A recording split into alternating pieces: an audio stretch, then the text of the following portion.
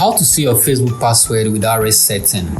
Okay, so if you forget your Facebook and probably you don't want to reset your password, this is how to go about it.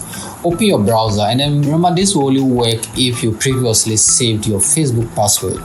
So make sure you open your browser, and then you need to locate settings on your browser. Just open settings. In my case, I'm using Chrome. So open that and then locate password manager. So open that, and then it may ask you to actually enter a password in order to access your password manager. So just open that and then make sure you search for Facebook.